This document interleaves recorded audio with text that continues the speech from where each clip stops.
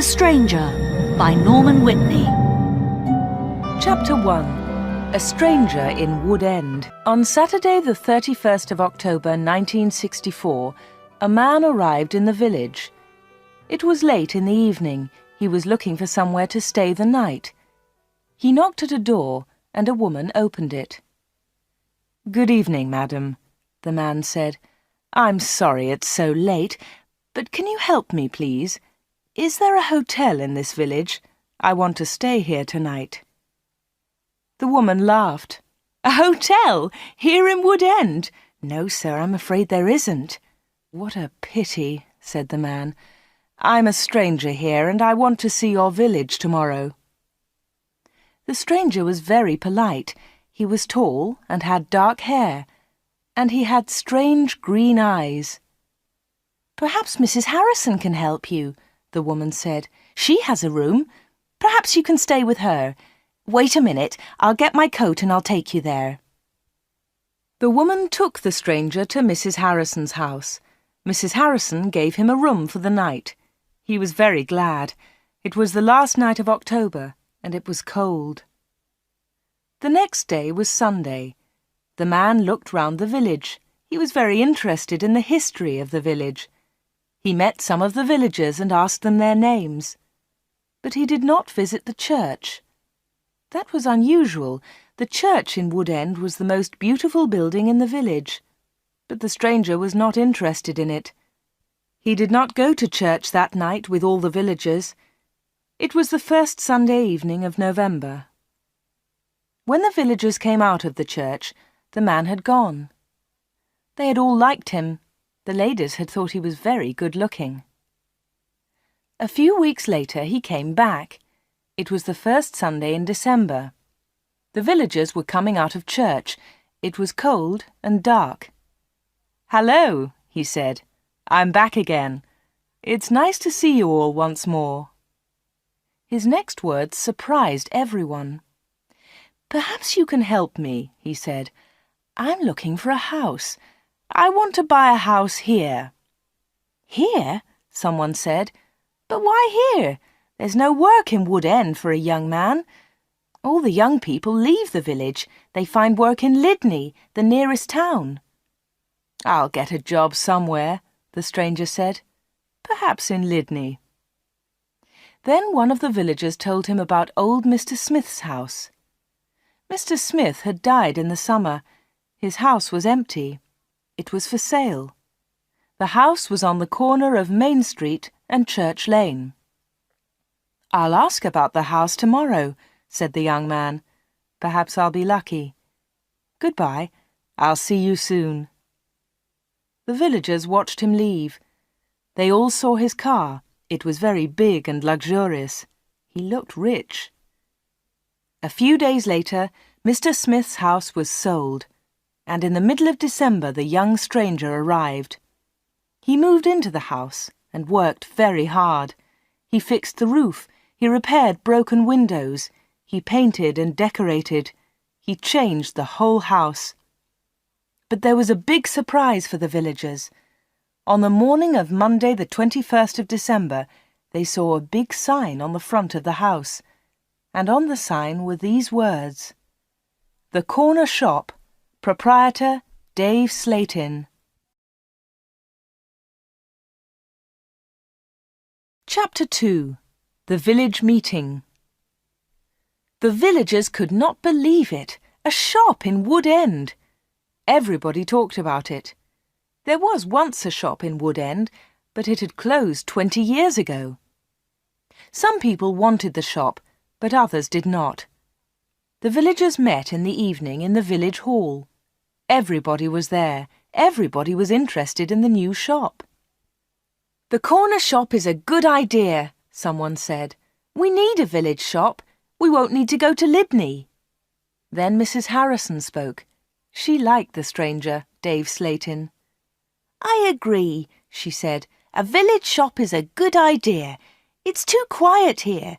Wood End needs a shop." "Nonsense," said Miss Brown.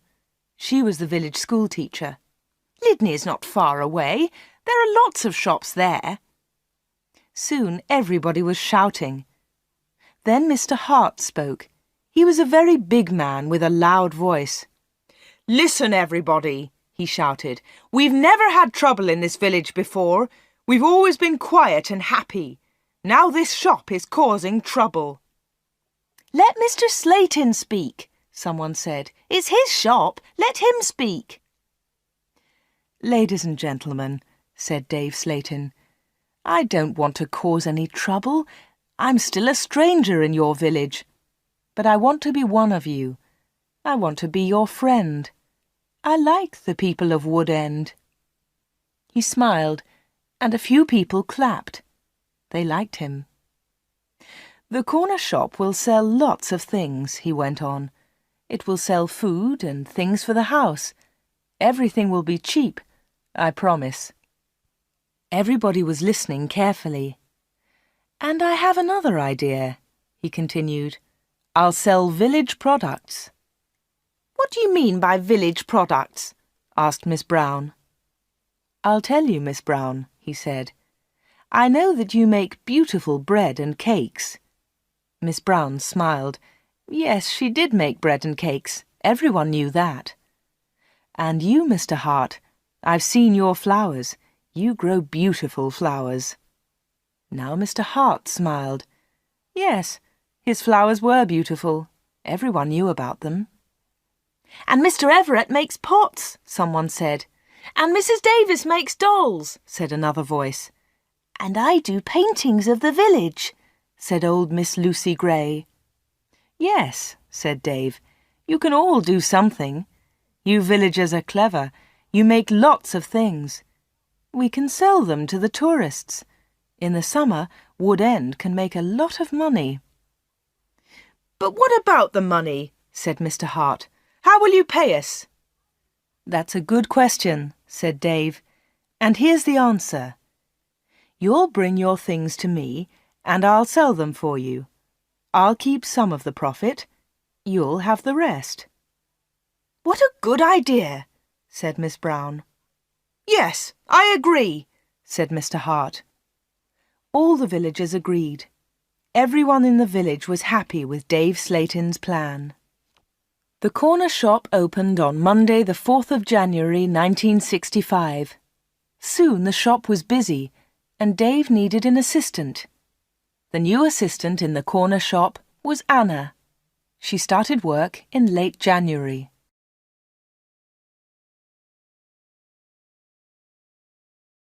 Chapter 3. The Corner Shop. Dave Slayton kept his promises. Things at the shop were good and cheap. "How does he do it?" asked Mrs. Harrison. "It's winter, but he's selling lots of fruit and vegetables, and they're cheap. I never go to Lydney now." The other villagers agreed. The corner shop was a success, and Dave seemed happy. He paid Anna good wages. Sometimes her friend Peter helped at the shop, and Dave gave him money too. Dave advertised in newspapers, and the village products sold well. People from Lydney came to the corner shop. There were lots of visitors, and Wood End became more interesting. The villagers were surprised, but pleased. They were making a lot of money. Dave lived alone in a flat above the shop. He was very popular in the village, but no one ever went to his flat. No one ever saw inside it. At the bottom of the stairs there were 2 doors. One led into the stockroom. The other door had a notice on it. "Special orders only. Keep out." The door was always locked. Anna never went into the special orders room. "Why do you lock that room, Dave?" Anna asked one day. "What's in there?"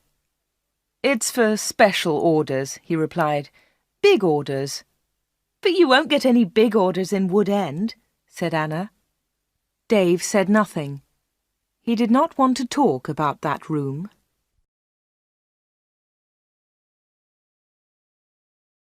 Chapter 4.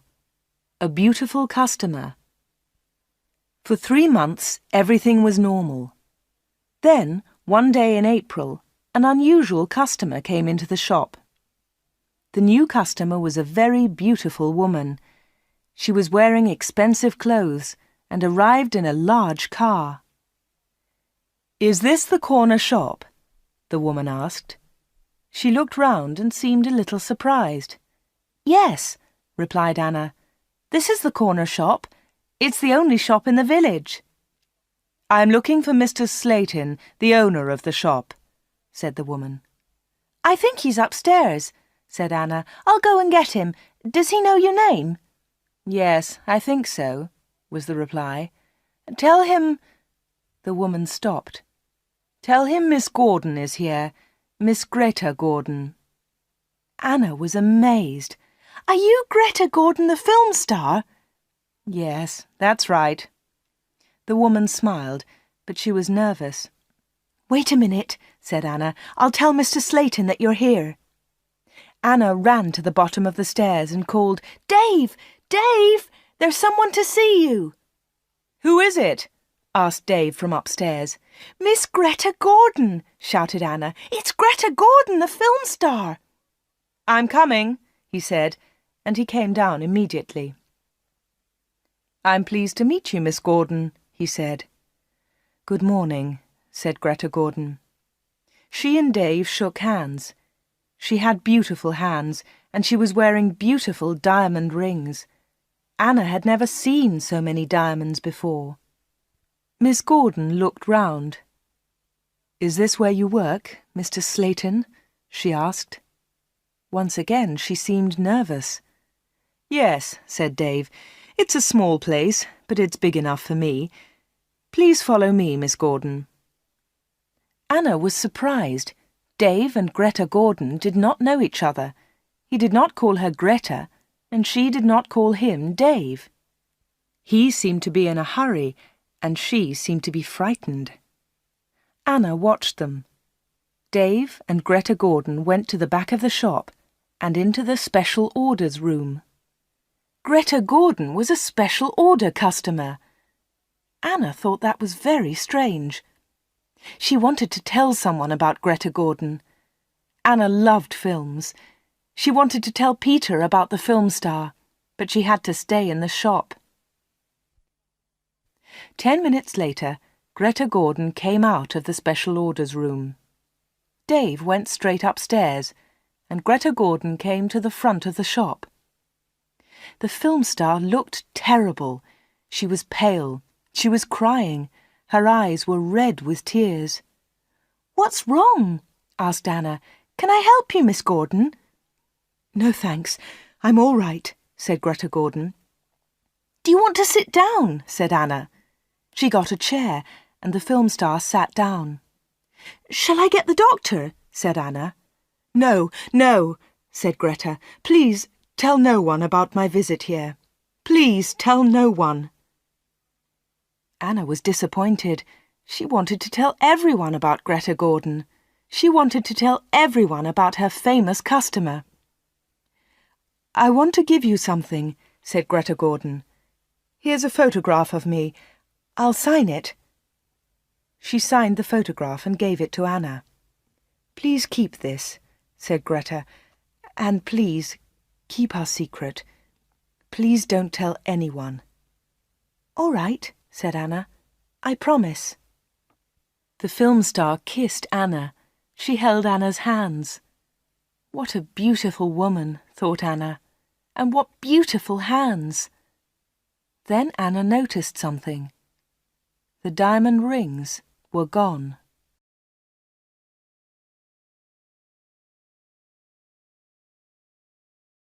Chapter 5. A Page in Film News. Dave never talked about Greta Gordon. He never talked about her visit to the corner shop. One day, Anna asked him about the film star. "How do you know Greta Gordon?" said Anna. "Is she a friend of yours?" "I don't want to talk about her," Dave replied. "She was a special order customer. Don't ask any more questions about her, Anna." So Anna did not ask any more questions. She did not ask about Greta Gordon's special order, and she did not ask about the rings. Anna kept her promise. She never told anyone about the film star. Soon it was spring. Anna and Dave were busy. Mr. Hart brought lots of flowers to the corner shop, and Anna sold them to the tourists. There were lots of tourists that year. In May, Peter asked Anna to marry him. She said yes. They became engaged. They planned to get married in the following year. Now they needed money, so they worked hard and they saved.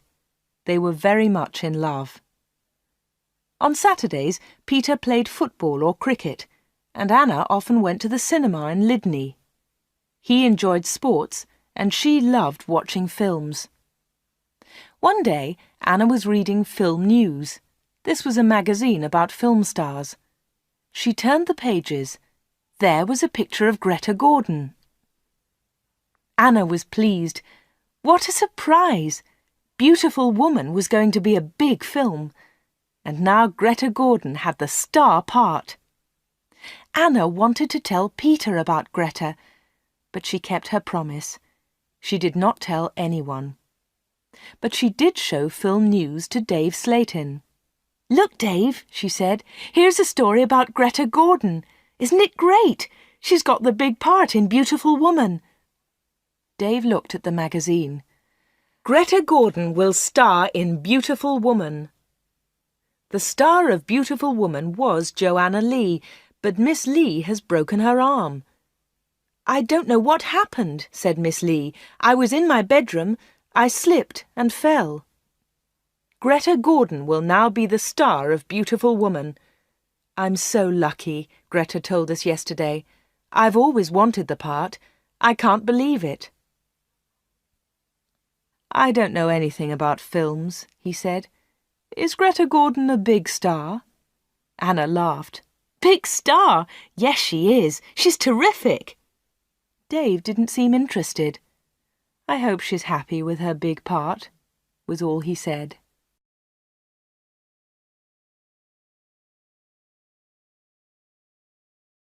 Chapter 6. A Quick Kiss. Summer tourists were arriving in Wood End. The weather was beautiful and the shop was doing well. But Anna was not very happy. She often thought about Greta Gordon's visit. Why had she come to see Dave? What had happened to the diamond rings on her fingers? There was another problem. Anna loved Peter and she was going to marry him. But she liked Dave too. Dave was older, but she liked him. All the women liked him. But Anna was very close to him all day. In the daytime, Anna was with Dave. In the evening, she was with Peter. Anna was living two lives. One life was with Dave, the other life with Peter. Then one Friday, Dave surprised Anna. "What are you doing tomorrow?" he asked her. "Would you like to spend the day with me? We can go anywhere you like. We can go in my car." "I'm sorry, Dave," said Anna, "but Peter wouldn't like it." "Don't be silly," said Dave. "We won't go far. I'll close the shop at lunchtime, and we can go to Lydney." Anna wanted to go with Dave, but she was worried about Peter. "Don't worry about Peter," said Dave. "He's always busy on Saturday." Anna thought for a moment. "All right," she said. "You take me to the best cinema and to the best restaurant. Then I'll come with you." "Of course," laughed Dave. "Anything you want, Anna." So the next afternoon, Dave and Anna went together to Lydney. They had a good time. Dave bought Anna a new, expensive dress.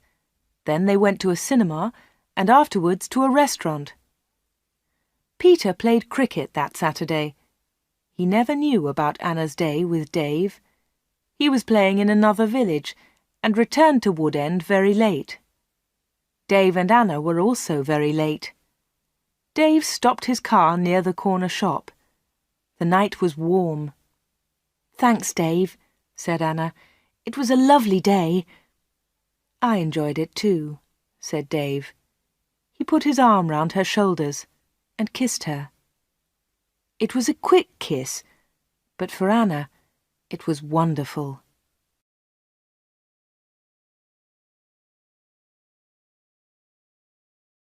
Chapter 7. Another Special Order. The summer passed. The corner shop was always busy. Sometimes Dave opened the shop on Sundays too. Anna earned a lot of money.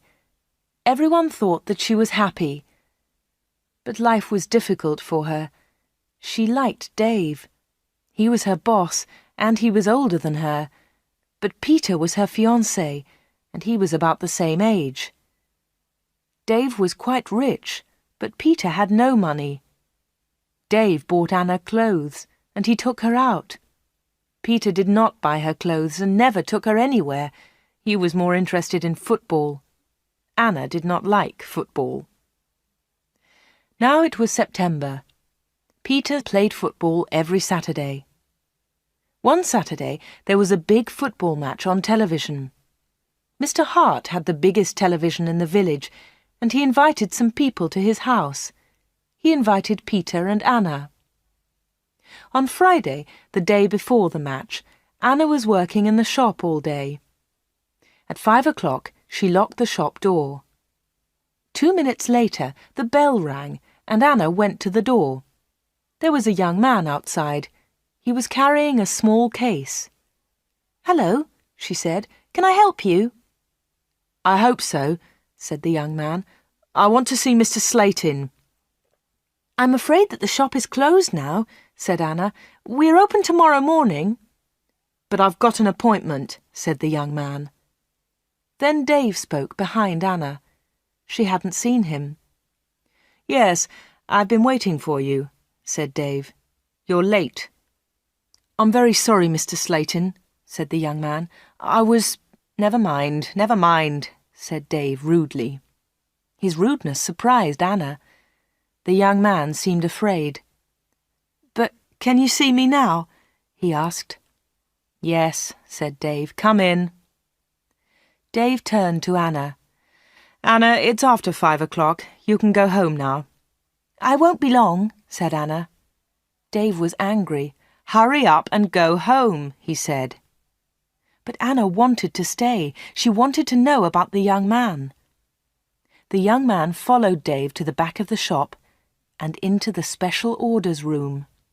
Another special order, another special customer. Anna waited. But soon it was 5:30. Anna put her coat on and left the shop. She closed the door very loudly. Then she went round the corner and waited. Soon there was a noise. The young man was leaving the shop. Anna could not see him, but she could hear him. He was speaking to Dave. "Are you sure?" said the young man. "What do you mean?" asked Dave. "Is this the only way?" said the young man. "Yes, it is," said Dave. "Don't worry, everything will be all right. Goodbye." Anna heard the shop door close. She came round the corner and saw the young man.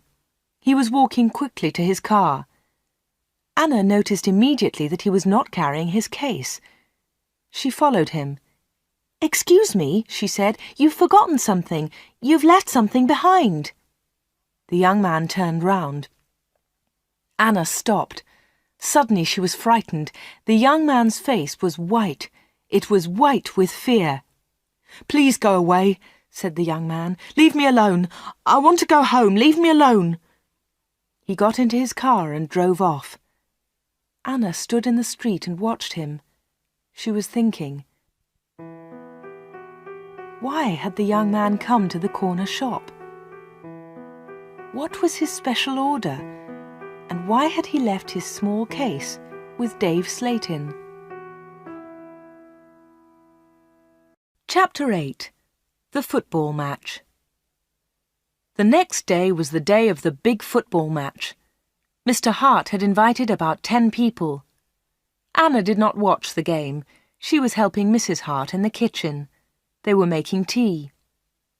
It was a good game, and everyone was enjoying it. At half-time, Peter went into the kitchen.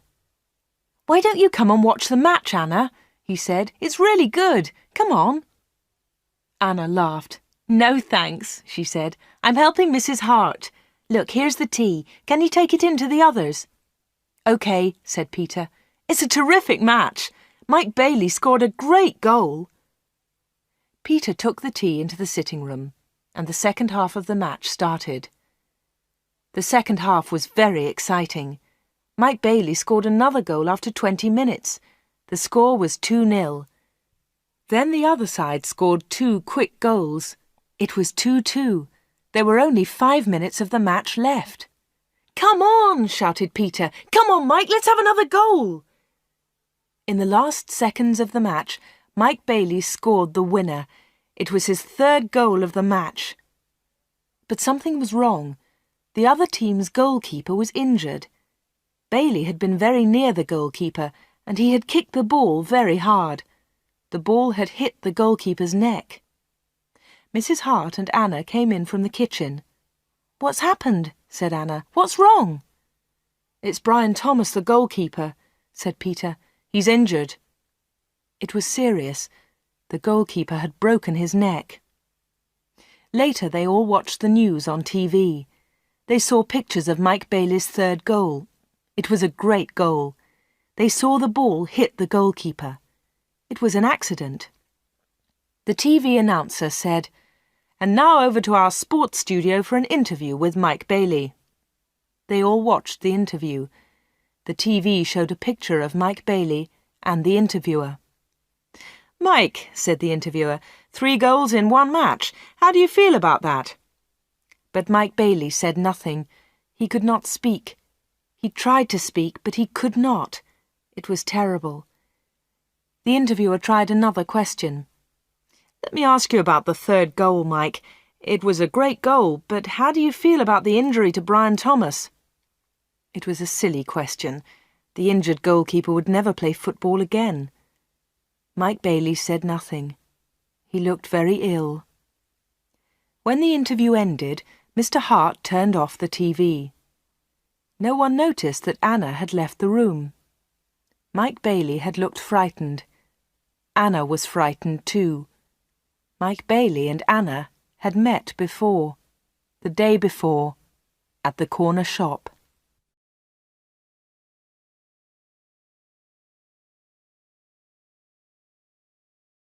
Chapter 9. A Secret Weekend. Anna did not know what to do. She was only 17, but sometimes she felt much older.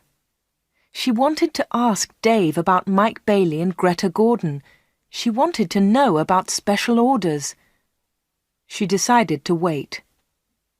One day, Dave and Anna were alone in the shop. "How's Peter?" asked Dave. "He's fine, thanks," said Anna. Dave smiled. "Is he still playing football?" "Of course he is," said Anna. Dave laughed. "You don't see him very much, do you, Anna?" "I see him 3 or 4 times a week," said Anna. "What about weekends?" Dave asked. Anna replied quickly, "I don't see him much at weekends. He plays football then." "When are you getting married?" asked Dave. "I don't know," she replied. "We haven't decided yet. Perhaps next year." "That's a long time." Dave smiled at Anna. Anna felt afraid. She also felt excited. She didn't know why. "Sometimes you're bored, Anna, aren't you?" said Dave. He looked into her eyes. "Yes," said Anna, "that's true." "Why don't you come away with me for a weekend?" said Dave. "We can go to London." A weekend in London! Anna had only been to London once for a day. Anna was excited, but she was also afraid. "I don't know," she said. "I must think of Peter." "Oh, forget him," said Dave. "He'll never know.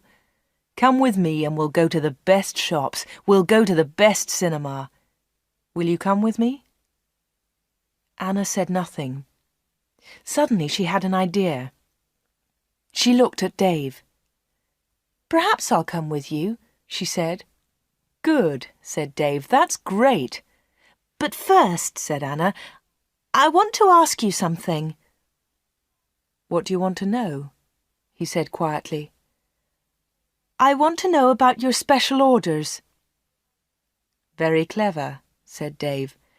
"You're a village girl, but you're very clever, Anna." "Village girls aren't stupid," said Anna. "Now tell me about your special orders, then I'll come to London with you." Dave was angry. "One question. You can ask me one question," he said. Quickly, Anna asked, "Why do people come to you? Why—" "One question! Only one!" shouted Dave. "All right," said Anna, "but don't shout. Tell me, why do people come to see you?" Dave thought about his answer. He spoke quietly. "They come for help," he said. "They need help, and I sell help to them. That's all." Anna didn't understand. "What sort of help?" she asked. "One question," shouted Dave. "I've answered your question." Anna said no more. She and Dave had made an agreement. Anna had asked her question. Dave had answered it. Dave had invited Anna to London for the weekend, and Anna went with him.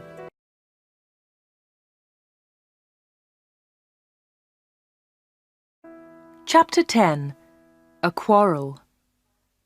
Anna enjoyed the weekend. They arrived in London late on Friday evening and stayed at a big hotel. On Saturday they went shopping, and in the evening they went to a cinema. On Sunday they went to a park. They came back to Wood End on Sunday evening. It was the last Sunday in September. On Monday, Anna went to the shop. It was not so busy now. Summer was over. Most of the customers were villagers. It was a cold autumn. On Monday evening, Peter came to see Anna. "Hello," said Anna.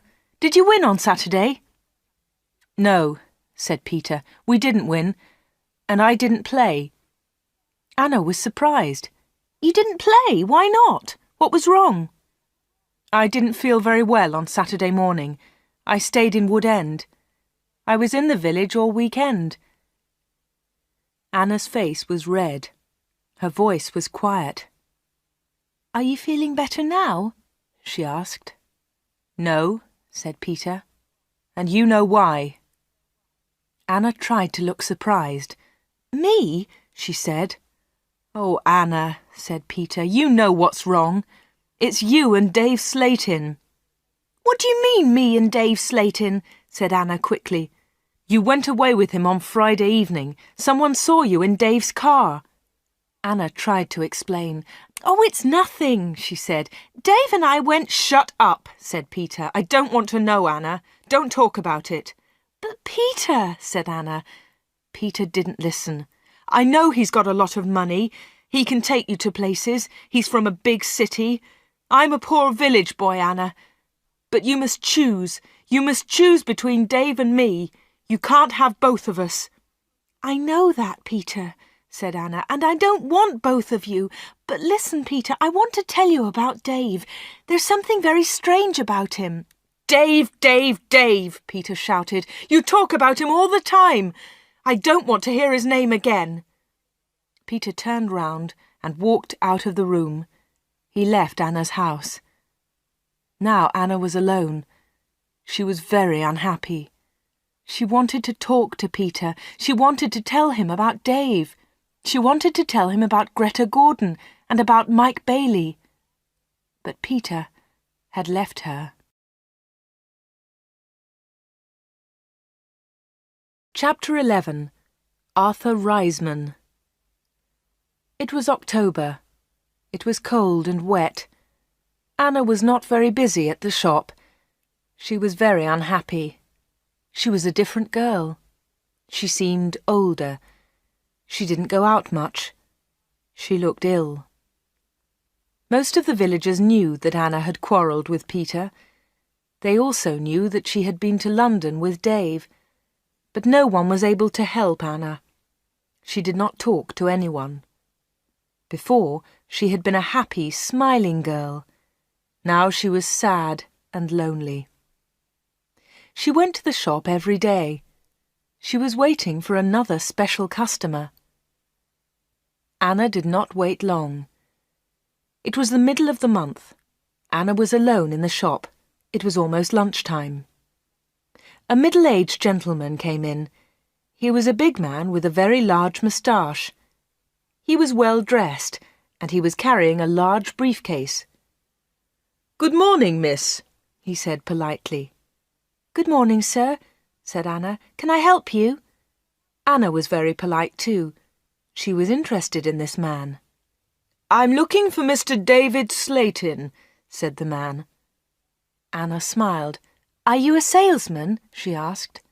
She knew that he was not a salesman. He didn't look like a salesman, but she wanted to talk to the man. The man smiled.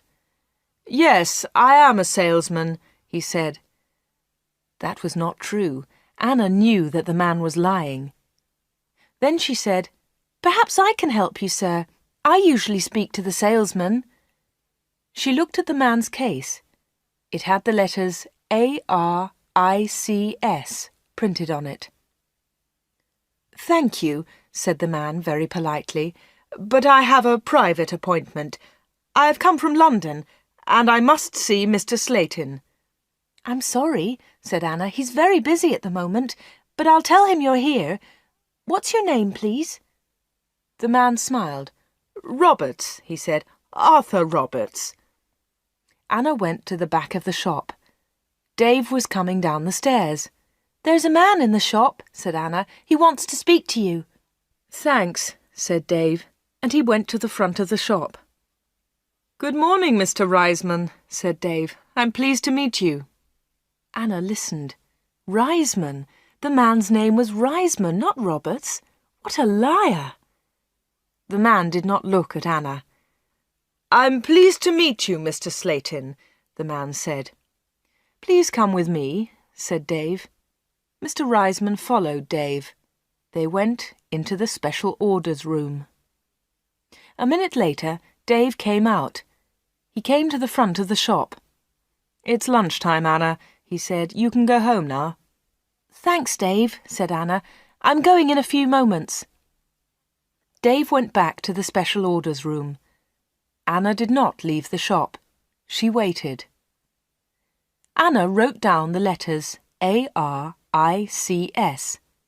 She understood A-R, Arthur Riseman, but she did not understand I-C-S. At 1:30, Anna heard noises. Mr. Riseman was leaving. Dave was talking. "Thank you, Mr. Riseman," said Dave. "And thank you," said Mr. Riseman. "You have helped me a lot." "Good," said Dave. "Goodbye, Mr. Riseman. My assistant isn't in the shop, but you can open the door. Goodbye." Dave went upstairs, and Mr. Riseman came into the front of the shop. Anna was sitting quietly in a corner. "Oh," said Mr. Riseman, "I thought you'd gone home." "No," she said. "I decided to have lunch in the shop today." Anna and Mr. Riseman looked at each other. They didn't like each other. There was silence.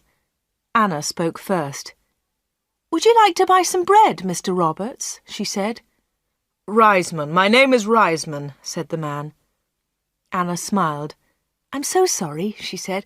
"Would you like to buy some homemade bread, Mr. Riseman?" "It looks delicious," said Mr. Riseman. He was very polite again. "Yes, I'll take some, please. My wife will love it." "Here you are," said Anna. She put the bread in a bag. Then she said, "You can put it in your briefcase." "My briefcase?" said Mr. Riseman. "I haven't got a briefcase." "I think you've forgotten it," she said. "I'll go and get it for you." Anna moved towards the back of the shop. Mr. Riseman stepped in front of her. He held her wrists. He was very strong. "Listen to me," he said. "I don't want that briefcase. Leave it there." "All right," said Anna. "Please let me go. You're hurting me." Mr. Riseman let go of Anna and turned towards the door. He left the shop hurriedly. He hadn't taken his bread with him. Anna watched Mr. Riseman leave. Her hands were still hurting 5 minutes later.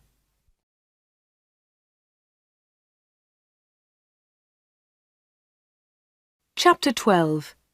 Anna waits for news. Anna waited for some news about Mr. Riseman.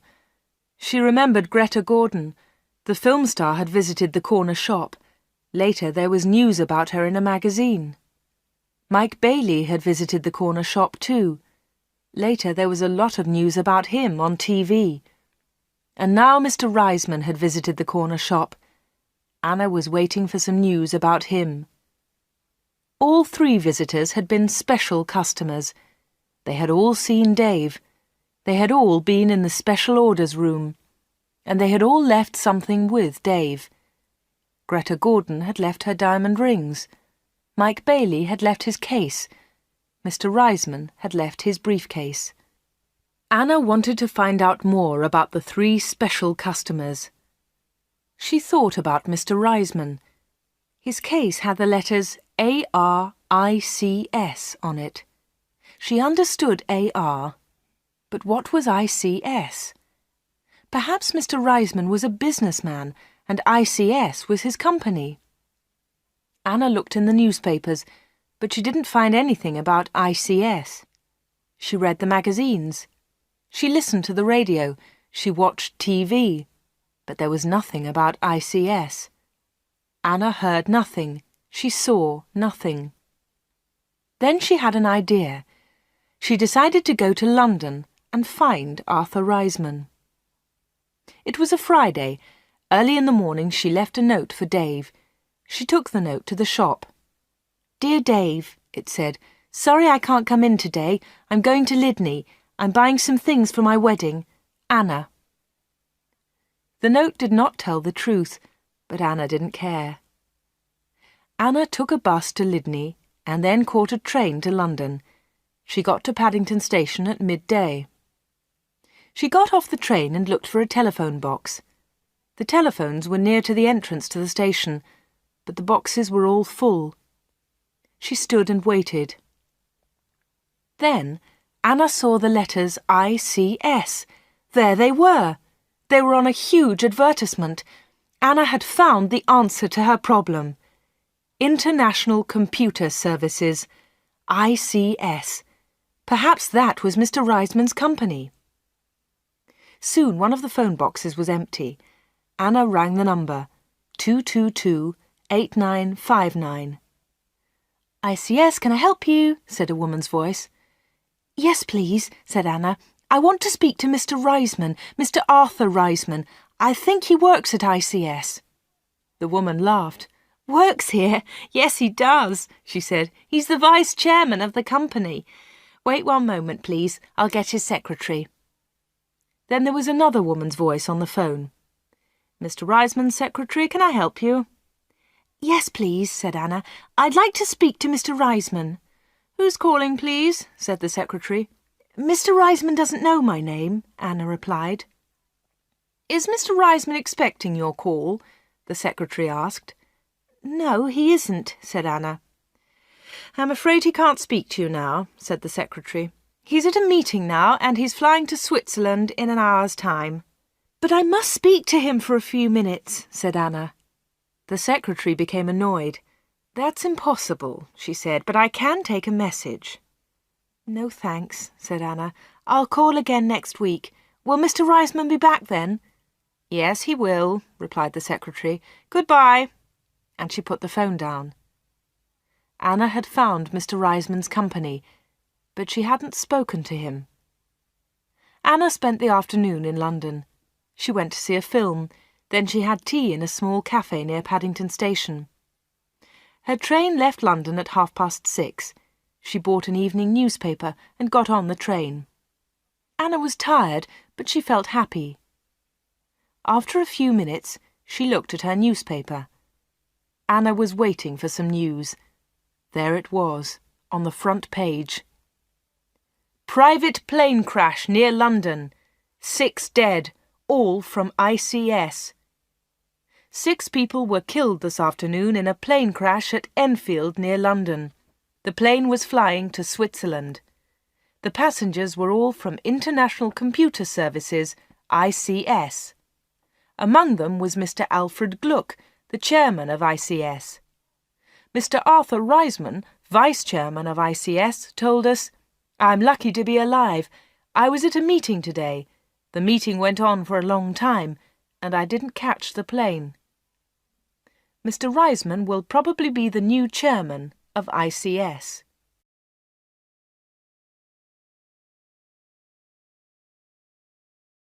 Chapter 13. The Special Orders Room. Anna got home about 10 o'clock. She turned on the radio and listened to the news. The chairman of ICS was dead, and Mr. Riseman was the new chairman. Anna didn't sleep that night. She was thinking about Dave Slayton and the special orders. What were they? What was Dave Slayton doing in that room? On Saturday morning she went to the shop. Dave said nothing to her. He was angry because Anna had not worked on Friday. He didn't ask about her day off, and Anna didn't tell him about it. At 11 o'clock, Dave left the shop. He got in his car and drove off. Anna was alone. This was her chance. She went to the back of the shop and turned the handle of the locked door. But the special orders room was not locked. Dave had forgotten to lock it. Anna opened the door and went into the room. It was a small room, dark and hot. Anna turned on the light, but it was not a very strong light. She looked round the room. There was a small table, 2 old chairs, and a lot of boxes. That was all. Special orders? There were no order books, no papers, no pencils. Anna walked round the table. It was difficult because there were a lot of boxes on the floor. Anna opened one of the boxes and looked inside. She found some old magazines and newspapers. Underneath, there were some dirty old clothes. But underneath the clothes, she discovered some money. Lots of money. British money, French money, American, German. There was money from all over the world. Anna was amazed. She had never seen so much money before.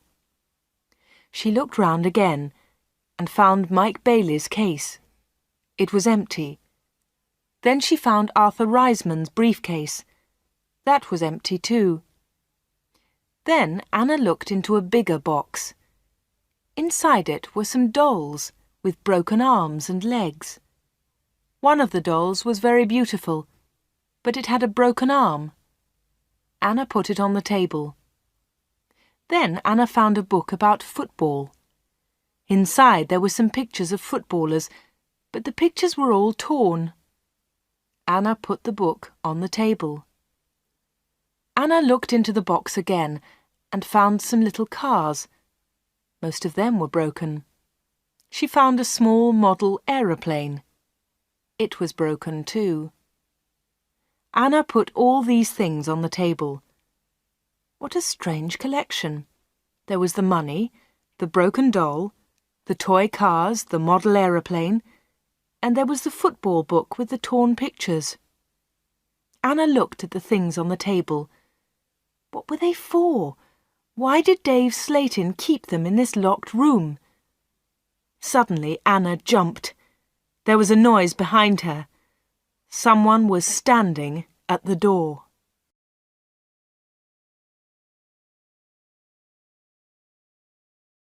Chapter 14. The Special Customers. "What about the diamond rings?" said a voice. It was Dave Slayton. He was laughing. "I left the door open for you," he said. "I wanted you to go into this room this morning." Anna was frightened, but she tried not to show her fear. "You haven't found the diamonds," Dave said again. Anna remembered Greta Gordon's diamond rings. Were they in this room too? "Here, said Dave. He came into the room and picked up an old box. He took out the rings and threw them on the table. "They aren't yours," said Anna. "They belong to Greta Gordon." "They belong to me," laughed Dave. "She gave them to me." "But why?" asked Anna. "Why? Why did Greta Gordon give you those diamonds? And all this money? Who gave you the money?" "My special customers," said Dave. "My special customers gave me the money. It's mine now." "Mike Bailey and Mr. Riseman gave you all this money?" asked Anna. "Yes," said Dave. "You have seen some of my special customers, not all of them." "But why do they come?" Anna asked again. "These people come to me for help," replied Dave Slayton. "I help them, and they pay me." "But how do you help them?" asked Anna. Dave Slayton picked up the beautiful doll with the broken arm. "Do you remember Joanna Lee?" he asked Anna. Anna thought for a moment. "Joanna Lee?" she said. "Yes, of course I remember her. She's the actress who broke her arm. Greta Gordon got her part." "That's right," said Dave Slayton. "This doll is Joanna Lee." Anna felt more afraid. What kind of man was Dave Slayton? Dave Slayton pointed to a torn photograph in the football book. "Who's that, Anna?" he asked. Anna remembered the face. She had seen it on TV. "Brian Thomas," she replied. "He's a goalkeeper." "He was a goalkeeper," said Dave Slayton. Anna was terribly frightened now. Dave Slayton was an evil man. Dave Slayton moved close to Anna. He picked up the broken aeroplane. "And what do you think this is?" he asked Anna. Anna knew the answer, but she was too afraid to speak. Dave Slayton took Anna's arm and held it tightly. Anna tried to move away. Dave Slayton laughed and held Anna more tightly. "Listen, Anna," he said quietly. "I want you. I need you. Marry me, Anna. Don't marry Peter. Marry me." "No, no," she cried. "Let me go! Let me go!" "But Anna, you still don't understand," said Dave Slayton. "I have strange powers. I can give you everything you want." He looked into Anna's eyes. "And my children will have these powers too," he continued. "I will give you money and diamonds, and you, Anna, you will give me children." Anna was terrified now. She kicked Dave Slayton very hard, and he let go of her hand. Anna moved quickly. She ran out of the special orders room, through the front of the shop, and out onto the street. She ran all the way home.